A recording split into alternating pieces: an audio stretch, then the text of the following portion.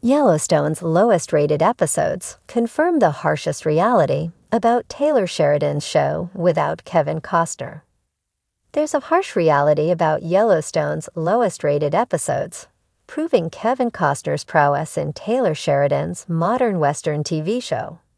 Due to several factors, Costner didn't return as John Dutton II in the final chapter of Sheridan's neo-Western, leaving many fans disappointed that Costner and Sheridan couldn't resolve their disputes to close the show. Rather than include Costner's return, Yellowstone Season 5, Episode 9, Desire is All You Need, chronicles John Dutton's fate, explaining how the state's leader died in the Montana governor's mansion.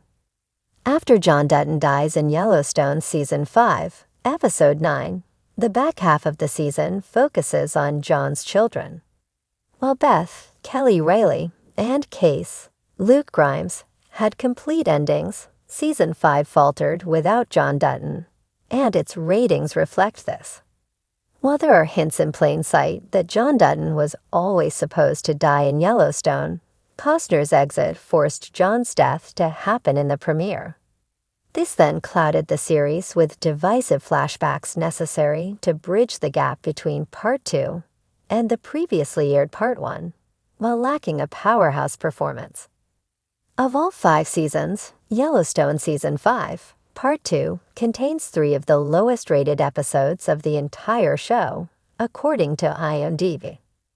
Based on the website's ranking system, Season 5, Episodes 9, 10, and 13 are the least liked Yellowstone installments, proving that Costner's exit significantly impacted the series.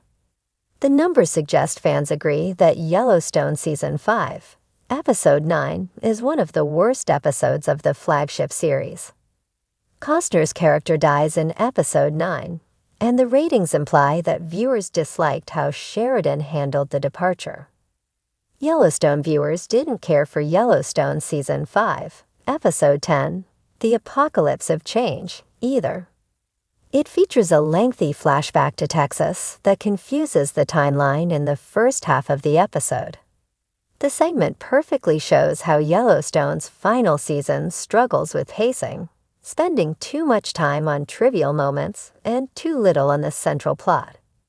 Yellowstone Season 5, Episode 13, Give the World Away, the penultimate episode, left the worst impression. When Beth liquidated the ranch's assets, the episode practically confirmed Season 5's ending. Yellowstone wasn't the same without the cornerstone of Costner playing John, and the ratings from Season 5 don't say otherwise. There are clues that Costner's exit only slightly changed Yellowstone's ending, which suggests the patriarch would have died regardless. Still, few would deny that Costner's time was cut short. Costner returning for Yellowstone Season 5 would have allowed the final chapters to play out chronologically, like every other season of the series. This creative choice could have satisfyingly led to John Dutton's death unfolding nearer to the show's end. Costner not returning to the series meant that Season 5 had to deal with the Montana governor's death immediately in Part 2. Additionally, John was the main character, and the season was without its central cog. Ultimately, the story would have benefited from his presence a while longer. When the main characters are primarily John's children and their families, he is the element that ties them all to the fraught Dutton family legacy.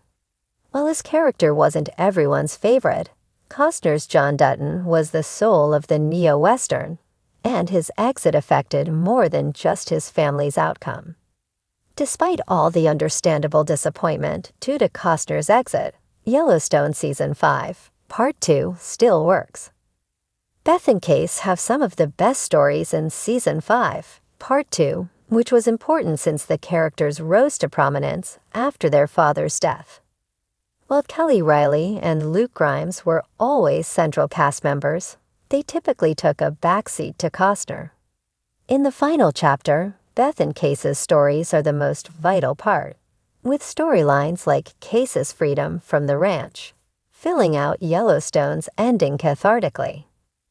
The best part of the final segment is what happens to the ranch in Yellowstone Season 5, Episode 14, which likely would have played out the same no matter when John died.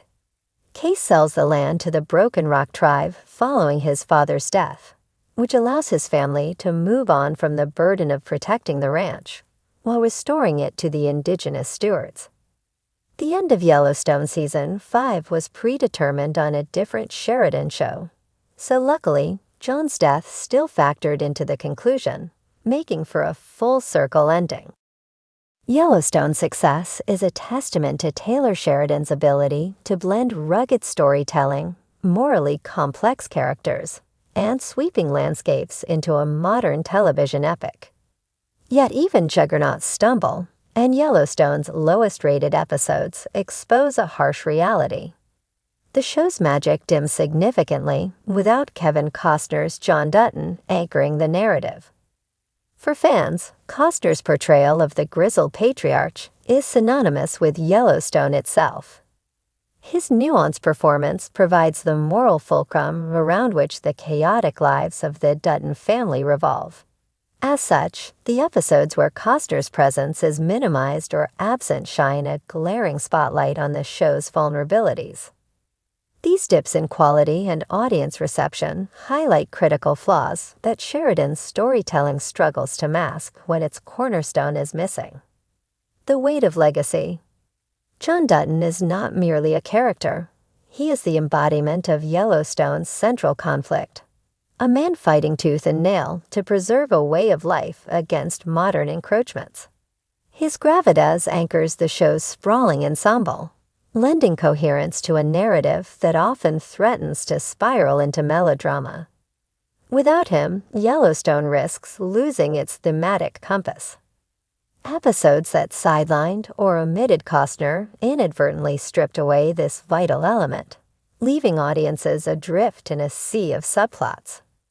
For instance, when focus shifted heavily to the political maneuverings of the governor's office or the corporate scheming of market equities, fans voiced frustration. These storylines, while intricate, lacked the emotional weight and personal stakes that John Dutton brought to the table. The audience's lukewarm response to such episodes underscores a hard truth. Yellowstone's appeal is rooted in its ability to juxtapose the intimate with the epic, a balance that falters in Costner's absence. Character chemistry, a delicate ecosystem. Yellowstone's ensemble cast boasts a lineup of strong personalities, each with distinct motivations and arcs. Beth Dutton's fiery intensity, Case's moral dilemmas, and Rip Wheeler's brooding loyalty all contribute to the show's dynamic appeal. However, these characters shine brightest when interacting with John Dutton. Episodes that minimize Costner inadvertently disrupt this delicate ecosystem. Beth's barbed wit and Case's quiet anguish feel less impactful without their father's steadying influence or pointed criticism. Rip, whose devotion to John Dutton is a cornerstone of his character, feels adrift without meaningful interactions with his mentor. The result is a cascade effect. Characters lose depth, emotional beats feel forced, and the narrative's momentum stalls. Take, for example, an episode focusing heavily on Jamie Dutton's political aspirations without counterbalancing his storyline with John's disapproval or manipulation. The result was an uneven hour of television that lacked the familial tension fans have come to expect. Jamie's struggles felt isolated rather than interwoven into the larger tapestry of the Dutton saga, leading to viewer disengagement. The pressure of expansion. Taylor Sheridan's ambition has led to a sprawling Yellowstone universe, with spin-offs like 1883 and 1923, exploring the Dutton legacy across generations. While these expansions enrich the franchise, they also stretch Sheridan's creative bandwidth thin. This strain is evident in episodes of Yellowstone where Costner's absence coincides with an over-reliance on secondary storylines to fill the void. Episodes heavy on tertiary characters, like the bunkhouse crew or minor antagonists, often struggle to maintain the high stakes and emotional resonance that define Yellowstone at its best. While these narratives provide texture and comic relief, they falter when elevated to center stage. Fans tune in for the high-stakes drama of the Duttons' fight for survival, not extended detours into cowboy antics or meandering subplots.